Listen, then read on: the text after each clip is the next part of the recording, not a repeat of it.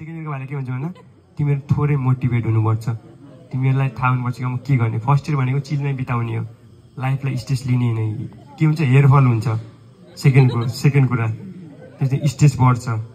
Stress बढाउने कामै होइन, मेडिकलमा स्ट्रेस छ, हामीले स्ट्रेसलाई एभोइड गर्ने हो। त्यो कुरा गर्ने खेलेर, कसैलाई म्युजिक, कसैलाई पोइट्री, जसलाई जे भनौँ त्यो गर्ने हो नि त।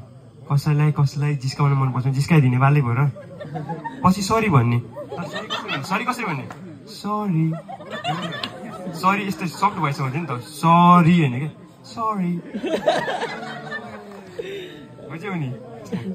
अनि सेकेन्ड इयरको भाइले चाहिँ के भन्यो भन्दा अब चाहिँ पढ्न थाल्ने कि बुक। फर्स्ट इयरमा अलिअलि पढिदिने कि रमाइलो हुन्छ, पार्टीहरू धेरै अटेन्ड गर्ने। पार्टी धेरै अटेन्ड गर्ने ल, फ्रीमा पाएको पार्टीमा जाने। तर म चाहिँ जाँदिनँ फेरि, तर तिमीलाई सजेसन दिएको जानु भनेर। मलाई त अलिकता खेल्न, पढ्न, खेलकुद गर्न, घुम्न मनपर्ने मान्छे हो। पार्टीमा खासै जाँदिनँ होइन, धेरै पार्टीमा एटेन्ड गर्नु पर्ने। मेरो रुममा पार्टी गर्न मनपर्छ, बाहिर मलाई मनै पर्दैन। किनकि त्यो अलि के हुन्छ भन्दा त्यो हुन्छ मेरो रुममा वाइल्ड हुन्छ, अर्कोमा डोमेस्टिक। फेरि त्यसपछि थर्ड इयरले के गर्ने भन्दा अब अलिकता क्लिनिकल हुन्छ नि त। थर्ड इयरमा चाहिँ पोस्टिङ राम्रोसँग गर्ने, भाग्ने होइन नि पोस्टिङबाट। फेरि जो थर्ड इयर चाहिँ भाग्ने होइन, भाइ बहिनीहरू जो दाइ छ नि, दाइ सिकाउनु भन्ने सिकाइदिइहाल्छ कि, होइन भने पढेर सिकाउँछ, बिल्ला हुन्छ नि सिकाउनु। त तिम्रो सिनियर हो, अभियसली सिनियर जियाज हो, त्यसलाई जसरी पनि पुस गर्ने, म सिकाइदिनु भने। अब फोर्थ इयरमा के भयो, 7 सेमेस्टर चिल गर्ने। फेरि 7 सेमेस्टर भनेको के हो, चिल गर्ने, वाइल्ड है। 8 सेमेस्टर के भने फेरि डोमेस्टिक भने 8 सेमेस्टर। अनि 9 सेमेस्टरले चाहिँ पास्ट क्वेसन पुरै खाने। अनि पास्ट क्वेसन खोज्ने कि फेरि भेट्दैन नि त कसैसँग, त्यो कसैसँग मात्र हुन्छ केही कुराहरू। हामीले के थियो भन्दाखेरिमा एक दुईवटा सिट हामीले भेटेको छैन कि, तेज म मेरो रुममा बस्थ्यौँ कि क्वेसन वाइल्डली सोल्भ गरेको। हामी 1 महिना पहिलादेखि क्वेसनमा सोल्भ गर्न थालेको, पढेनौँ कि हामीले, होइन तेज? यो ट्रुथ कुरा हो कि, पढ्ने कुरा पढ्यौँ, तर एक दुईवटा सिटै भेट्यौँ। हाम्रो त्यो सिटै थिएन होइन, तर त्यो लास्टमा आएको। तर के हो, पढेपछि कता न कतै पुस्ता हुन्छ नि त, एउटा मेन्टालिटी बन्छ। यो पढाइ, अब पढाइ धेरै गर्नु हुँदैन। फेरि अरू कुरा पनि छ नि, एक्स्ट्रा एक्टिभिटिज छ नि होइन। अब एक्स्ट्रा एक्टिभिटिज हुन्छ सुरु, पार्ट 2 मेरो आजबाट। म चाहिँ अब हिजो के भन्दा आज फेयरवेल, म चाहिँ एक्साइटेड थिएँ। मलाई हिजो एक्साइटमेन्ट अलिकति बढ्यो कि फेरि पिकमा। अब कसरी भोलि चाहिँ म अलिकता सेन्टी हुने त होइन, सेन्टी त हुनु पऱ्यो नि त, फेयरवेल हो नि त मेरो। म खुसी अनि अरू सेन्टी भएको त रमाइलो भएन नि त।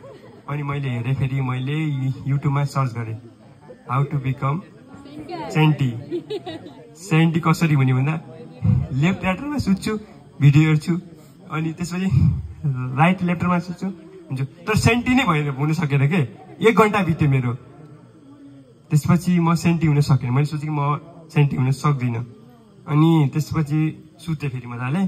फेरि बिहान चाँडो उठ्नु पर्यो ड्युटीको होइन।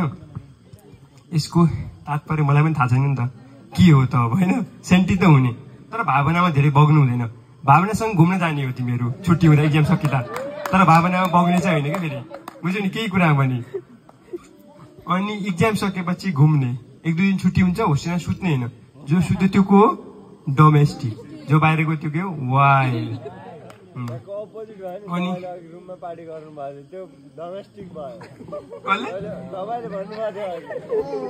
सबैजना छ नि त रुममा पनि गर्ने, मैले भने त रुममा पनि गर्ने, पछि गर्ने के, पछि गर्ने भनेको आज त वाइल्डै गर्ने हो। अर्को कुरा के भन्दा सरी भन्दा सरी मजाले सफ्टली भन्यो नि त, सरी होइन। अनि अर्को जसले भाइ दिन्छ उसले के भन्यो भन्दा उसले एन्सर आफूले आउने भनिदिने, बालै भएन नि। त्यो 1-2 दिन आउने त नि एक्सटर्नल होइन, 1-2 दिन आउने त होइन, त्यसो जान्छ नि। त्यसपछि he don't know us, we also don't know him, त्यो मेन्टालिटी हुनु पऱ्यो नि त। म त त्यही हो प्रिफरेन्स भनेको, you are born to be wild and you are born to be crazy. अनि तिमीहरू सोझो हुने होइन, तर सोझो देखिनु पर्छ ल। फेरि सोझो हुनेन, be smart but look like सोझो। हाम्रो केटाहरू के हुन्छ भने सोझो हुँदैको है। अनि अर्को कुरा भनेको फेरि धेरैले धेरै आइडिया दिन्छ नि त होइन, गफहरू त सबले हान्छ नि त।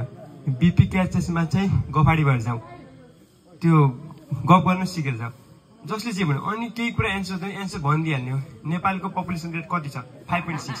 मलाई पनि थाहा छैन नि त, कसैलाई पनि थाहा हुँदैन केही कुराहरू, तर अहिलेको त कसैलाई पनि थाहा छैन नि त, रिसेन्ट कसैलाई थाहा हुँदैन कि धेरै कुरा। त्यसैले 5.6 सबले भन्न सक्छ। म त यस्तै एन्सर हो मेरो। भाइ बहिनीहरू नयाँ नयाँ आएको छन्, म धेरैसँग इन्ट्रेक्सन पनि छैन मेरो होइन। हाम्रो यता बहिनी बसेकोसँग अलिक बाटोमा भेट हुन्छ कहिलेकाहीँ। अब हाम्रो भाइले धेरै जिस्कायो, म केही भन्दिनँ उसलाई, मिलेन होइन। यताको यो भाइहरू अब गीत गाउन अलि माहिर छ, भाइ हाम्रो आज गीतै गाएको छैन, भविष्यले मात्र गीत गाएको छ, धेरै हुँदैन होइन।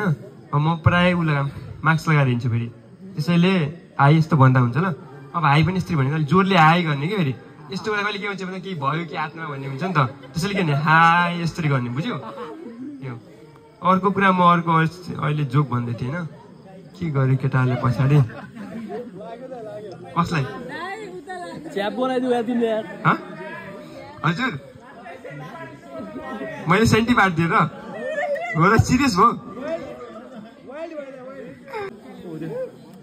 मलाई चाहिँ सबसे बेसी क्वेसन सोध्ने भनेको अब के गर्छ फ्युचरमा भन्ने कुरा हो नि त होइन। सबैलाई बिपीका चाहिँ पास गरेर के गर्छु भन्दा मैले केही पनि गर्दिनँ, 1-2 महिनासम्म म रेस्ट घरमा जान्छु, वाइल्ड कविन्द्रबाले भन्यो वाइल्ड गर्ने।